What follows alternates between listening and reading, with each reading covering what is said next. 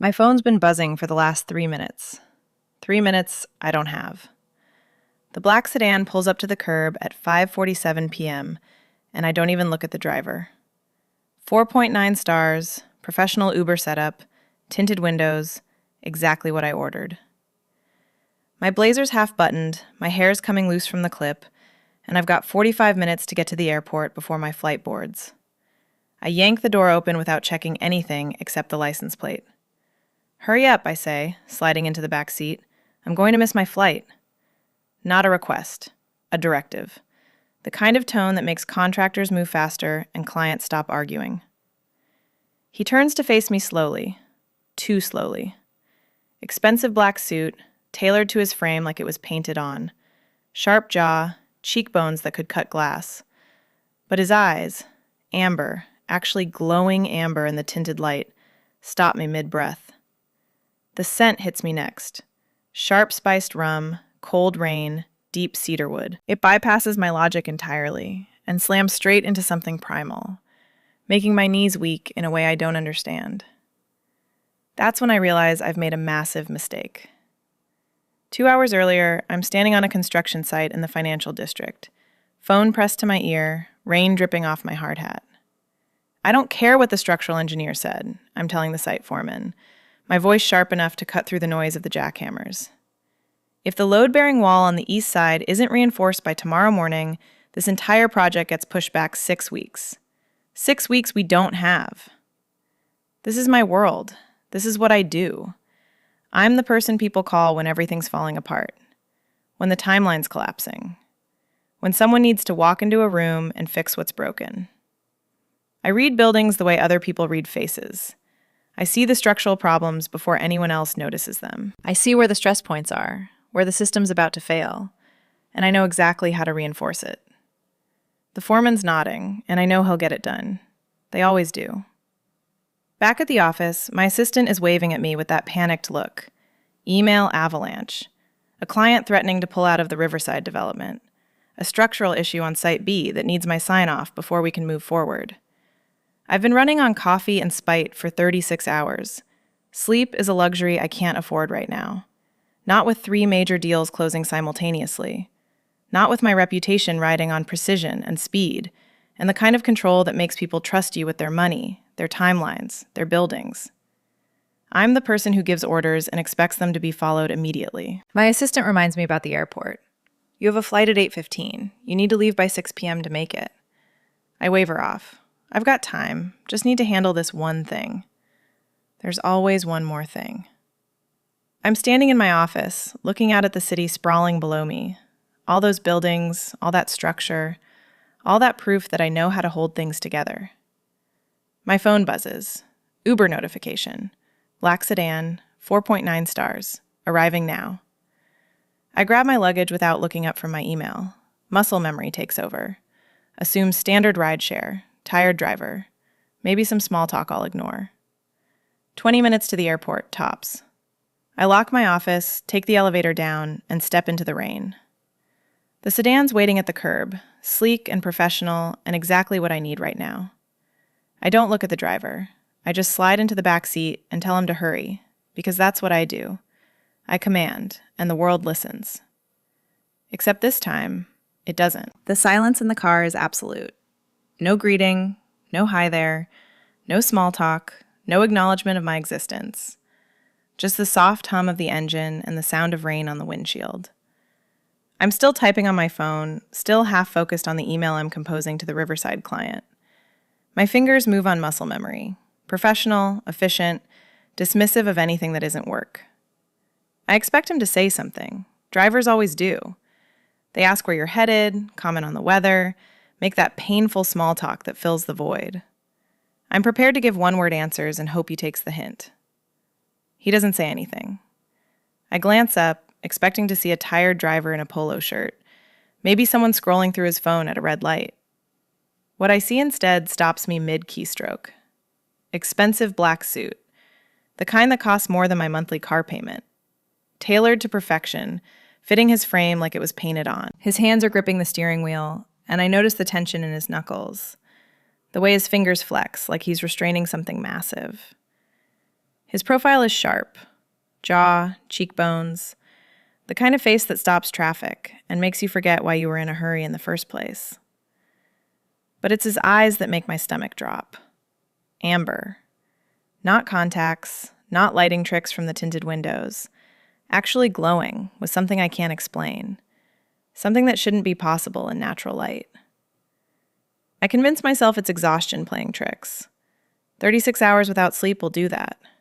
The tinted windows are distorting the light. My brain is misfiring. That's all. I push the wrongness down and refocus on my phone. Classic avoidance move when reality doesn't match expectation. I tell myself to ignore the weight of his attention, the way the air in the car feels different now, heavier, charged with something I don't have a name for. He still hasn't moved, hasn't acknowledged me, just breathing, steady and controlled, like a predator at rest.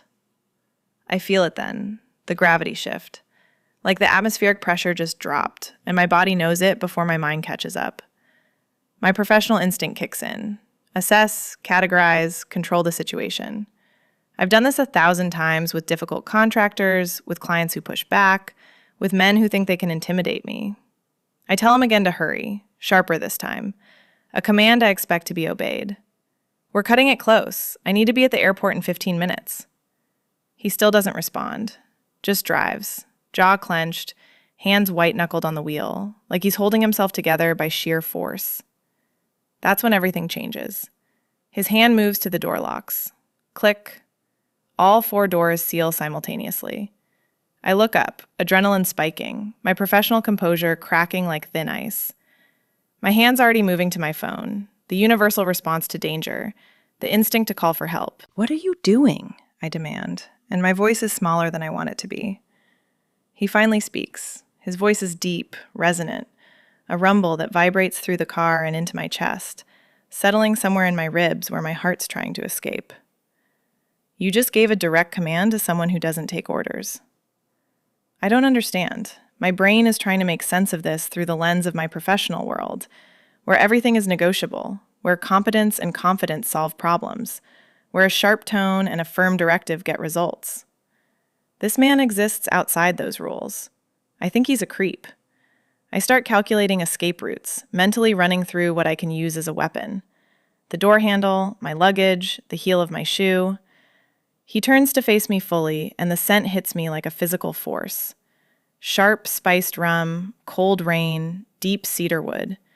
It bypasses my logic entirely and slams into my primitive brain with the force of a physical blow. My body recognizes something my mind refuses to process. Something ancient. Something wrong. He studies me with those impossible amber eyes, and I feel exposed in a way that has nothing to do with being trapped in a locked car. "You have no idea what you just did, do you?" I force professional distance. It's my armor, and I need it now more than ever. "Look, I don't know what your problem is, but unlocking these doors right now is the smartest move you'll make today." He cuts me off. "My problem is that you just walked into my car and commanded me like I'm your subordinate." I'm piecing it together now. This isn't a standard Uber driver. The car is too expensive. His presence is too controlled. His anger is too restrained. Like he's holding back something massive, something that could destroy everything if he let it loose. I try logic. "This is kidnapping. I'm calling the police." He laughs, a sound that's almost dangerous, almost amused. "Go ahead. Tell them the Alpha King locked you in his car." The words hang there, absurd and impossible. I think he's insane, which is somehow better than the alternative. But then I notice things. His nails are too sharp. His breathing is too controlled. The temperature in the car is rising, like his body is generating heat, like his anger is literally changing the air around us. He pulls away from the curb smoothly, not rushing, completely in control. I realize he's not taking me to the airport. "Where are we going?" I ask, and my voice is smaller than I want it to be. "Somewhere we can talk without you running."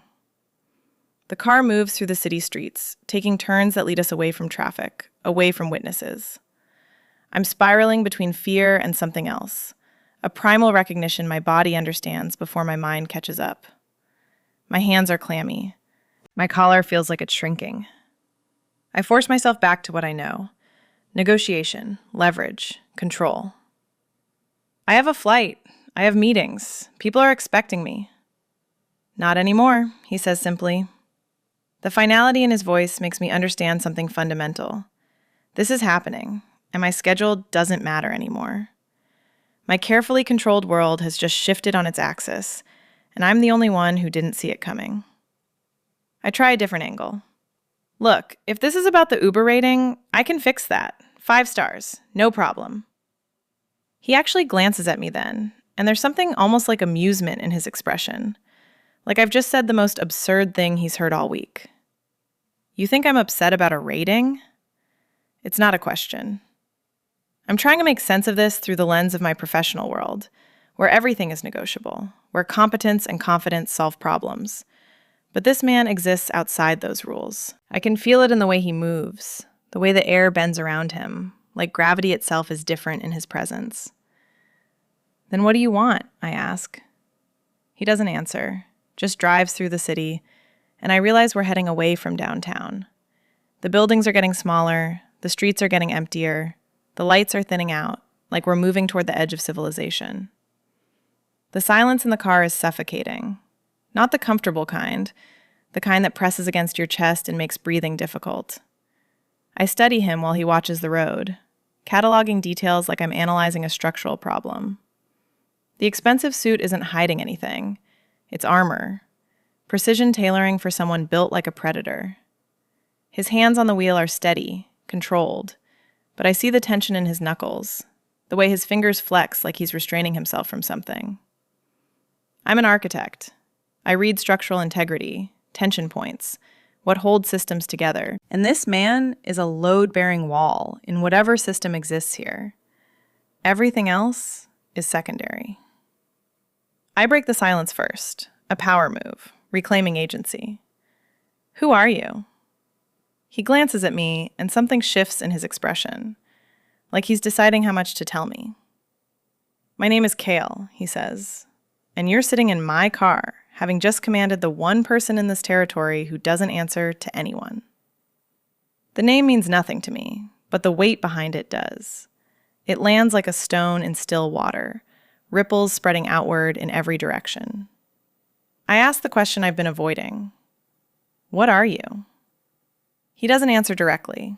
Instead, the car fills with a presence that wasn't there before. It's not visible, but I feel it.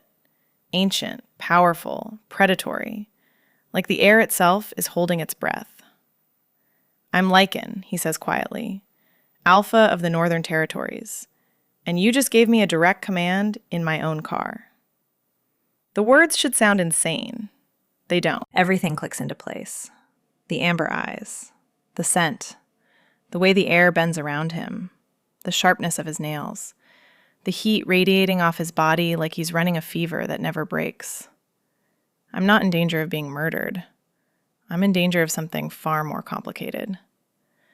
Her voice comes out steady because I'm in crisis mode now. I didn't know. I thought you were an Uber driver. I know, Kale says, and there's something almost like amusement in his tone. That's what makes this interesting. I need information, leverage, something to ground myself in this impossible situation. My hands are shaking, so I clasp them together in my lap, forcing them still through sheer willpower. So what now? I ask. You keep me locked in this car until what? You prove you're scary? He actually smiles at that, just barely, but it's there, and it changes his entire face. The sharp edges soften for a fraction of a second before the control slides back into place. You're not afraid of me. It's not a question. I consider lying.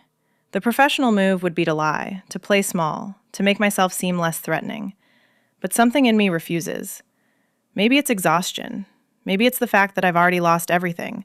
My flight, my meetings, my carefully controlled schedule. So what's the point of pretending now? Not in the way you mean, I say. The silence that follows is different from the one before, heavier, charged with something I don't have a name for. The air in the car feels like it's holding its breath, waiting for something to break. He reaches over and cracks the window. Cool night air floods in, and I realize I was holding my breath. The scent of him fills the car more intensely now. Rain-soaked cedar, spiced rum, something wild and ancient that makes my skin prickle. The airport is off the table, he says. You're coming with me. I should argue. I should fight this. I should do something other than sit here and accept that my entire life just got derailed by a man with glowing eyes and a voice that vibrates in my chest. Instead, I ask, why? His hands tighten on the wheel, and I watch the shift in his jaw. The muscles flex, release, flex again, like he's grinding his teeth. Because you just commanded your fated mate to hurry up, he says quietly.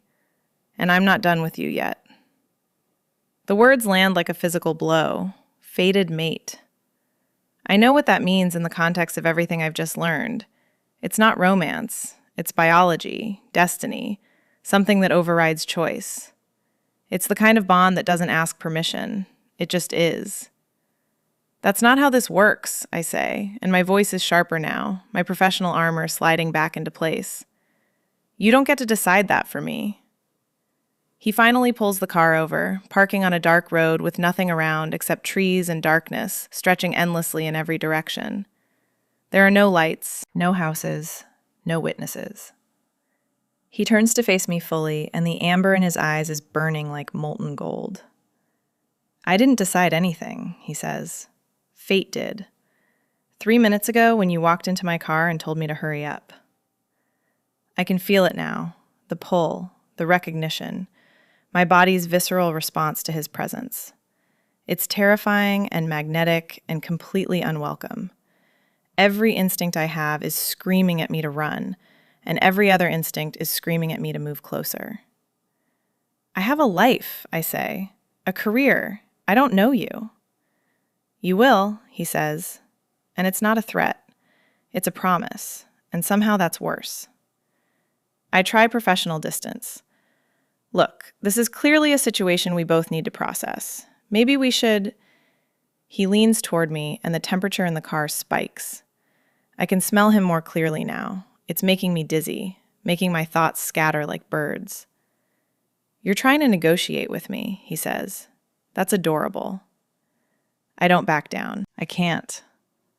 I'm trying to maintain some control in a situation that's completely out of control. Something flickers in his expression.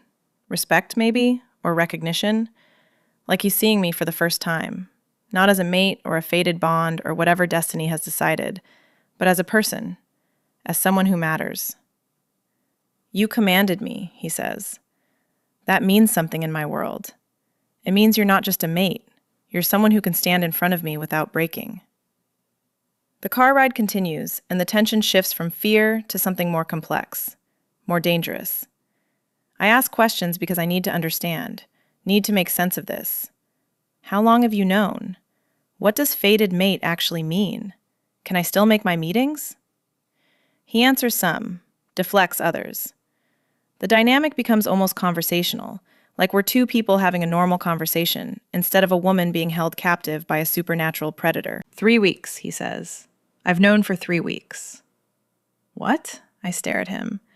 How is that possible? I've never met you before tonight. Fated mates have a scent, he explains. A signature. I've been tracking it. I should be terrified. Instead, I'm angry. You've been following me? Protecting you, he corrects, and the distinction matters to him. I can hear it in his voice. He keeps the car moving, giving me space, respecting the boundary of the locked doors. He doesn't try to touch me, doesn't crowd me, just lets me process. It's a strange kind of courtesy from someone who's literally kidnapped me. By the time we leave the city completely behind, the initial panic has settled into something else. Resignation, maybe. Or the relief of surrender, that moment when you stop fighting and just accept that the current is too strong. I'm still terrified. I'm still angry about my missed flight and my ruined meetings, and the fact that my carefully controlled world just imploded. But I'm also curious, and that curiosity is the most dangerous thing of all. Before they reach his place, his phone rings, a deep vibration that fills the car like a second heartbeat. He answers in a language I don't recognize, guttural, ancient.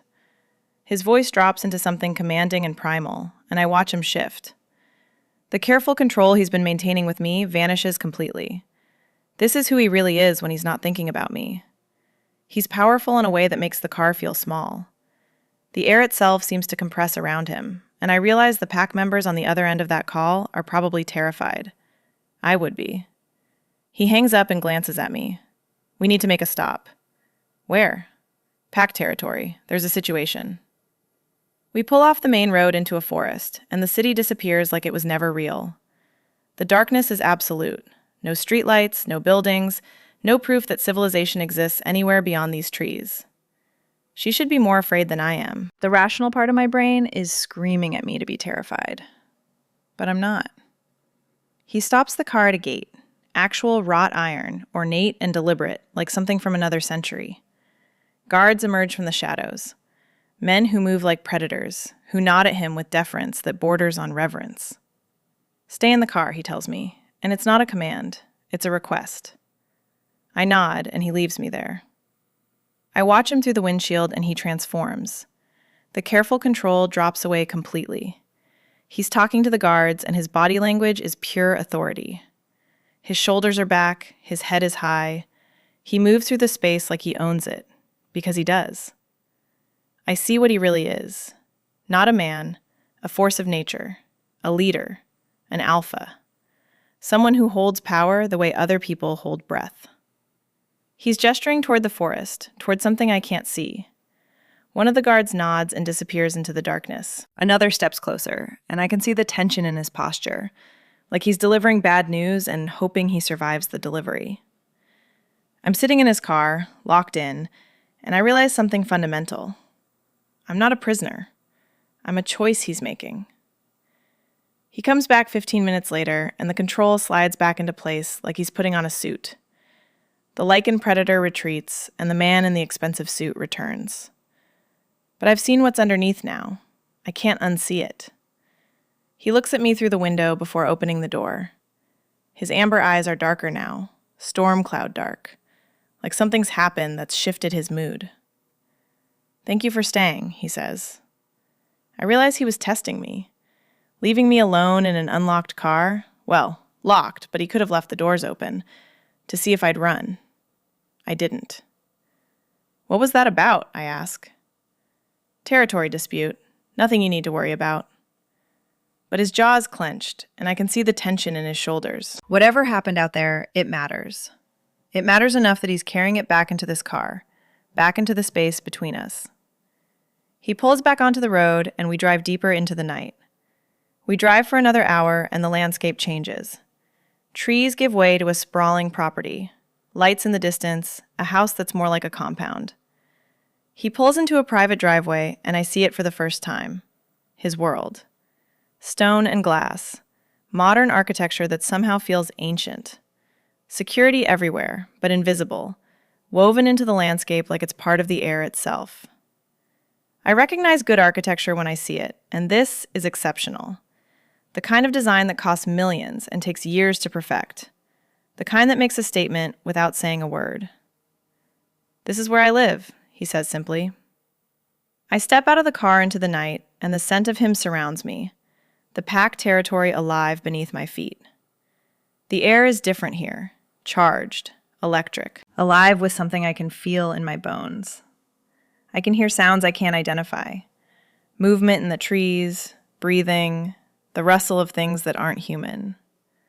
My skin prickles, my heart rate spikes. He stands beside me, not touching, just existing in my space. His presence is overwhelming.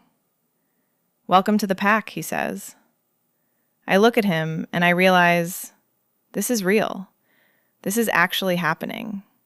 I'm not going to my meetings. I'm not catching my flight. My old life is on pause, and I'm standing at the threshold of something I don't understand. What happens now, I ask. He looks at me like he's trying to memorize every detail. Now? Now you meet my world, and my world meets you. I fight it immediately. That's not how this works. You don't get to decide that for me. He steps closer, and I feel the weight of his presence like gravity shifting. I didn't decide anything. Fate did. Fate isn't real, I say, and I'm grasping now, trying to anchor myself to something logical, something I can understand. Fate is just what we call things we don't have control over. It's not a force. It's not destiny. It's just randomness. You walked into my car 3 hours ago, he says quietly. You commanded me. Do you know how rare that is? Do you understand what you are? I'm a woman who made a mistake, I snap. I thought you were an Uber driver. That's all. No, he says, and there's something almost sad in his voice. You're the first person in 200 years who's ever given me a direct command. The first person whose will is strong enough to override mine. Do you understand what that means? I don't answer because I don't know. I'm an architect. I deal in concrete things. Steel, glass, stone, mathematics. I don't deal in fate or destiny or supernatural bonds that override choice.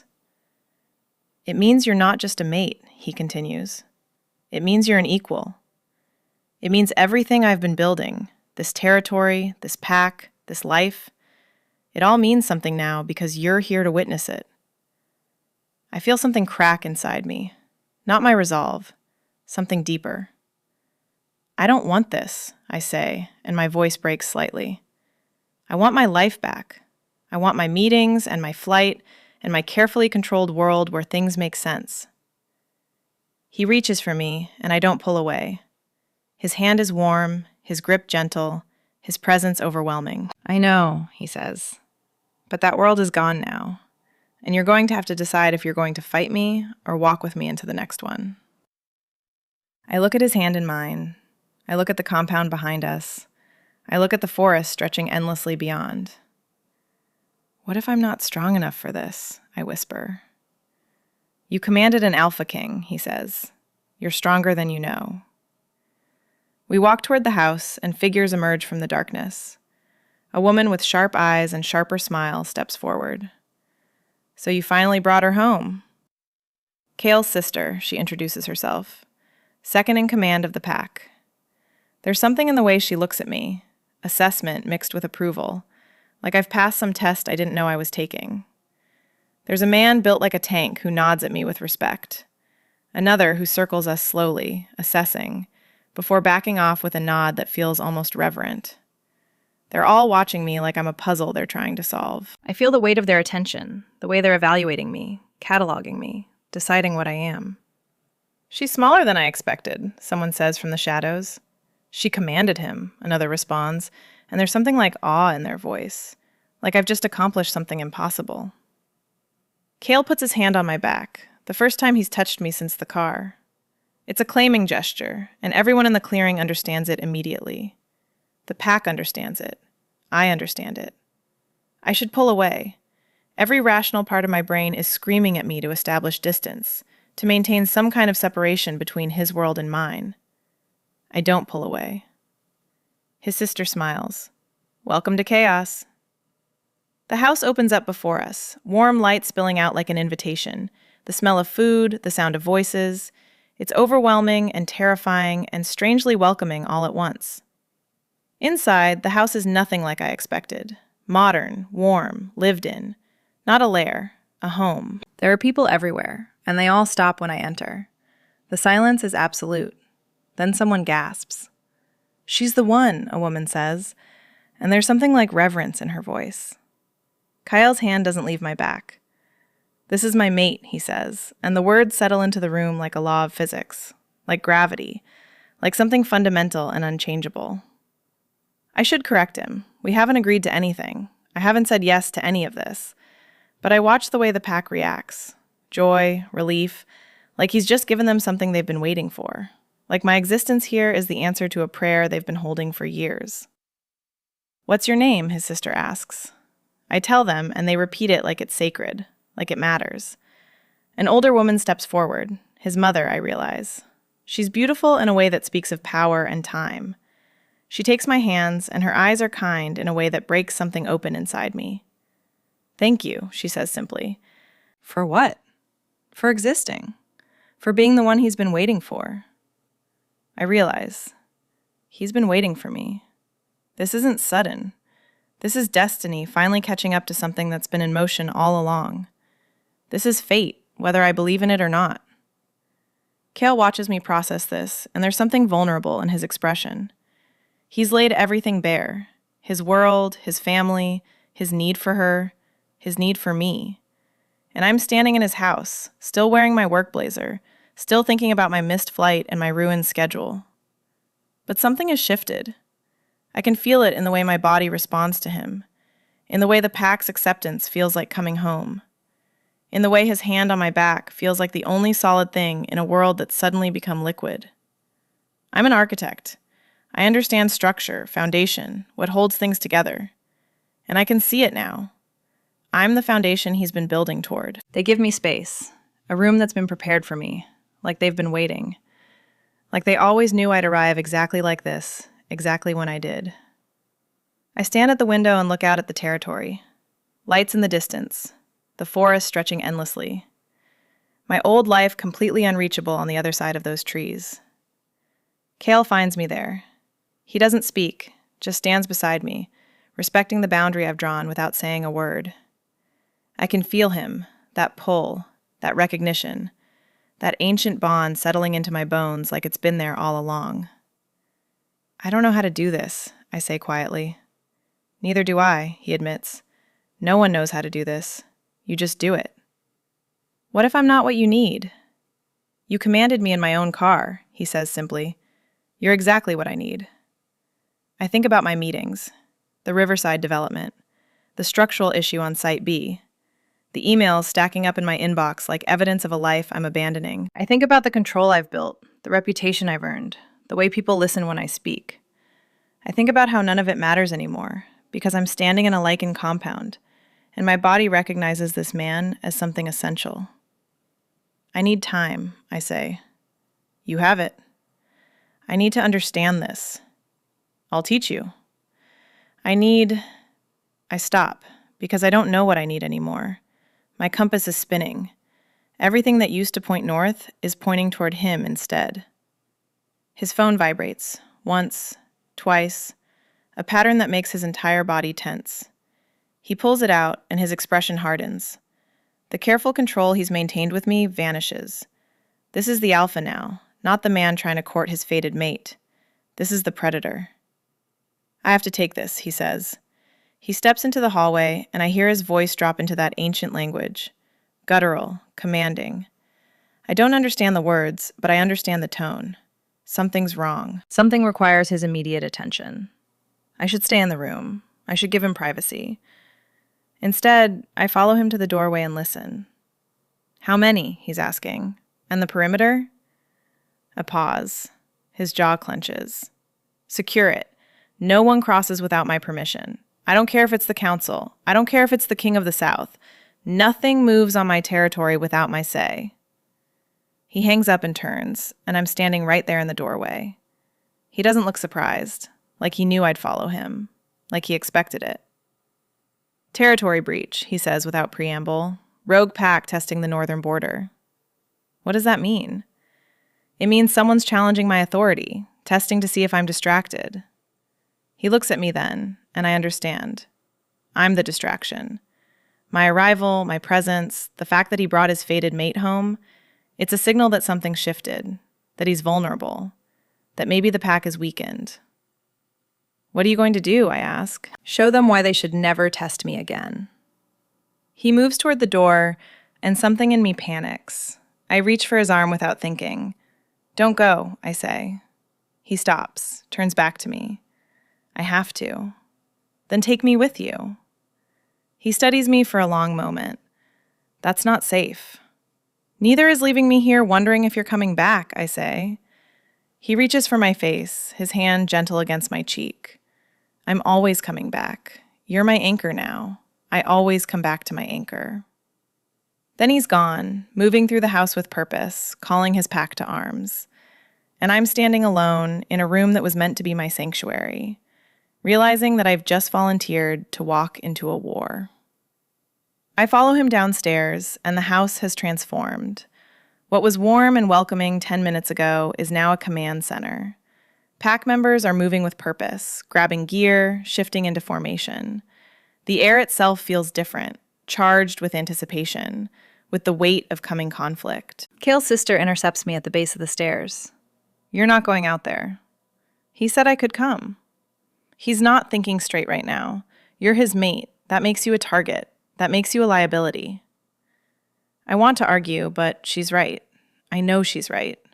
I'm an architect, not a warrior. I have no training for this, no experience with whatever's about to happen beyond those trees. But I also know that watching him leave without me will destroy something inside me that I can't afford to lose.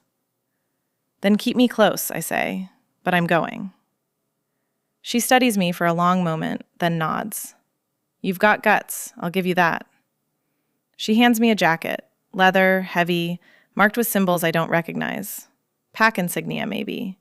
A claim, a declaration. I put it on, and it smells like him, like cedar and rain and something wild. Cale emerges from a back room, and he's transformed completely. No more expensive suit. He's wearing tactical gear, dark, functional, built for movement and violence. There's a knife strapped to his thigh. His eyes are fully amber now, the human part receding. He sees me, and something flickers across his face. Anger, maybe, or fear. You're staying here, he says. I'm coming with you. Absolutely not. You said I was your anchor, I counter. Anchors don't stay behind. He moves toward me, and I stand my ground. I'm terrified. My heart is hammering against my ribs like it's trying to escape, but I don't move. He reaches for my face, his touch gentle despite the predator looking out through his eyes. If something happens to you, then you come back and handle it, I say, but I'm not staying here wondering if you're alive. He pulls me close, and I can feel the tension in his body, the barely restrained power. His hand tangles in my hair, and he breathes me in like he's anchoring himself. Stay close to me, he says. Do exactly what I tell you. No hesitation, no questions. Can you do that? Yes. Say it like you mean it. I can do that, I say, and I mean it with everything I have. He releases me and turns to his pack. Let's move. They follow him toward the door, toward the darkness, toward whatever's waiting beyond the tree line. I move with them, my borrowed jacket marking me as pack, my presence beside him making a statement that echoes through the compound. I'm not his prisoner anymore. I'm his mate. And I'm walking into war. The forest opens up before us like it's been waiting. Trees part, ground levels, and suddenly we're standing in a clearing that shouldn't exist. A sprawling territory marked by stone markers and faint trails only the pack would recognize. Cale moves through it like he's reading the landscape with senses I don't have. His pack spreads out around him in formation, and I realize they're not just following him. They're mirroring him. Every shift in his shoulders, every change in his breathing pattern, they match it. They're synchronized with him like he's the heartbeat and they're the pulse. He stops at the edge of a ridge, and I stop beside him. Below us, I can see them. Rogue wolves moving through the lower territory, testing boundaries, leaving marks on trees that glow faintly in the darkness. There are 6 of them, maybe 7. It's hard to count when they keep shifting between human and animal form, their bodies flickering between states like they can't decide which one they need to be. They're marking the boundary, Cale's sister whispers from my left. She shifted too, not completely, but partway. Her eyes are amber like his. Her nails are claws. She's caught between 2 worlds, and she's lethal in both of them. Testing to see how far they can push before you respond. Cale doesn't respond. He just watches them, his breathing steady, his body coiled like a spring. The air around him is getting heavier. The temperature is dropping. I can feel the power radiating off him in waves. One of the rogues looks up, catches our scent on the wind. He shifts fully into his animal form, a massive gray wolf with scars crossing his muzzle, and howls. It's a challenge, a declaration, a statement that says, we're here, we're not afraid, and we're testing your resolve. Cale steps forward. The movement is smooth, controlled, but something fundamental shifts. His suit tears as his body transforms, muscles expanding, bones restructuring, his human shape giving way to something ancient and massive. His wolf is enormous, black as midnight, with amber eyes that glow like molten gold. He doesn't howl back. He just stands there, fully transformed, and the weight of his presence is so overwhelming that I can barely breathe. The rogue pack stops moving. They recognize what they're looking at. They understand that they've just made a massive mistake by testing this territory, by testing him. Kale's pack moves as one unit, shifting into their animal forms, creating a wall of predators between the rogues and our territory. The message is clear. This line doesn't move. This boundary doesn't shift. This alpha doesn't bend. The rogue leader takes a step back, then another. Within seconds, they're retreating into the deeper forest, their challenge withdrawn, their test failed. They never even got close to fighting. They just needed to see him, to understand that crossing this territory would be the last mistake they ever made. Kale shifts back to human form, his body reforming, his control absolute. His suit is destroyed, but he doesn't seem to care. He's looking at me across the clearing, and his eyes are still burning. "Come here," he says. I move toward him without hesitation, and his pack parts like water to let me through. He reaches for me, and I move into his space without hesitation. His hand finds the small of my back, and he pulls me against him. I can feel the residual heat from his transformation, the way his body is still vibrating with power he's barely containing. "You stayed," he says into my hair. "I told you I would." His pack is shifting back to human form around us, their bodies reforming, their eyes still bright with the adrenaline of the confrontation. But they're not watching us. They're giving us space, respecting the boundary between their alpha and his mate. His sister approaches, fully human now, her sharp smile sharper than before. That was efficient. "They won't be back," Kale says, his voice still rough from the shift. "Word will spread. The Northern Territories belong to me, and anyone who tests that boundary will learn exactly how serious I am." She nods, then looks at me. Really looks at me. I'm standing here in a borrowed jacket, my work blazer still underneath, my hair coming loose from its careful bun. I'm covered in dirt from the forest floor. I smell like fear and adrenaline and him. "You came with him," she says. It's not a question. I did. Most mates would have hidden, would have waited in the compound where it's safe. "I'm not most mates," I say, and I mean it. Something shifts in her expression. Respect, maybe. Recognition. "No, you're not." She turns to Kale. "The council's going to want to know about her, about what she is." "Let them want," Kale says flatly. "She's mine. That's all they need to know." The possessiveness in his voice should irritate me, should make me bristle against the claim. Instead, it settles something inside me. It's not ownership, it's declaration. It's him telling his pack, telling the world that I matter, that I'm not a liability or a weakness, that I'm his anchor, and anchors don't get left behind. We walk back toward the compound, and I notice the pack moving differently around me now. The way they acknowledge me as we pass, the way they nod with something that looks like respect. I'm not just his mate anymore. I'm the woman who walked into a confrontation without training, without weapons, without any reason to be there, except that he needed me. Inside the house, someone hands Kyle clothes, and he disappears to change. I'm left standing in the living room, surrounded by his pack, covered in forest dirt and adrenaline crash. His mother appears with a warm smile and a glass of water. "You did well out there." "I didn't do anything," I say. "He did all of that." "You stood beside him," she says simply. "That matters more than you know. In our world, a strong mate makes an alpha stronger. It's not about fighting. It's about being the reason he fights, being the thing he comes home to." I take the water and drink it, and I realize something fundamental. I'm not going back to my old life. I'm not going to call my office and reschedule my meetings. I'm not going to catch the next flight out. I'm standing in a lichen compound, covered in forest dirt, and I'm exactly where I'm supposed to be. Kale emerges from the hallway, clean and dressed, and his eyes find mine immediately. He crosses the room and pulls me close again, and his pack watches with quiet approval. "Welcome home," his sister says softly, and I realize I already am. They give me space eventually, a room that's been prepared for me, like they've been waiting all along, like they always knew I'd arrive exactly like this, exactly when I did. I stand at the window and look out at the territory, lights in the distance, the forest stretching endlessly. My old life completely unreachable on the other side of those trees. My phone is still in my bag, still buzzing with notifications I haven't checked. Emails, missed calls, my assistant probably having a complete breakdown by now. I don't care. That's the part that terrifies me the most. An hour ago, I would have cared desperately. An hour ago, my career was everything. My reputation was everything. Control was everything. Now I'm standing in a room that smells like him, wearing a borrowed jacket marked with pack insignia, and I can't bring myself to care about any of it. Cale finds me there.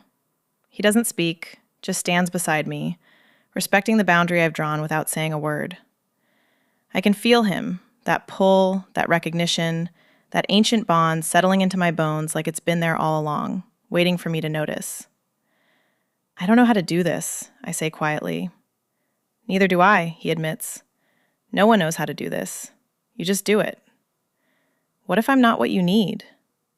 You commanded me in my own car, he says simply. You're exactly what I need. I think about my meetings, the Riverside development, the structural issue on Site B, the emails stacking up in my inbox like evidence of a life I'm abandoning. I think about the control I've built, the reputation I've earned, the way people listen when I speak. I think about how none of it matters anymore because I'm standing in a lichen compound and my body recognizes this man as something essential. I need time, I say. You have it. I need to understand this. I'll teach you. I stop because I don't know what I need anymore. My compass is spinning. Everything that used to point north is pointing toward him instead. He reaches for my hand and I let him. His palm is warm, his grip gentle, his presence overwhelming. We stand there in silence, watching the territory stretch out before us, and I feel something crack open inside me. Not my resolve, something deeper, something I didn't know I was protecting. Okay, I whisper. Okay? I'll try, I say. I don't know what I'm doing, but I'll try. I'll stay. I'll learn your world. I'll figure out what being your mate means. He pulls me against him, and I feel the relief in his body. His hand tangles in my hair, and he breathes me in like he's anchoring himself to something real. That's all I'm asking, he says. I'm still terrified. I'm still angry about my flight and my ruined meetings, and the fact that my carefully controlled world just imploded. But I'm also standing in the arms of an alpha king, and for the first time in my life, I'm not trying to control the outcome. I'm just surrendering to it. I step out onto the balcony into the night, and the scent of him surrounds me.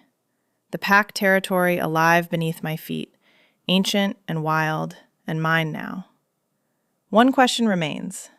Does she run back to her old life, or does she walk deeper into this impossible, ancient bond? If you want to see what happens when she finally surrenders to her fate, subscribe. This story is just beginning. What would you do? Drop a comment.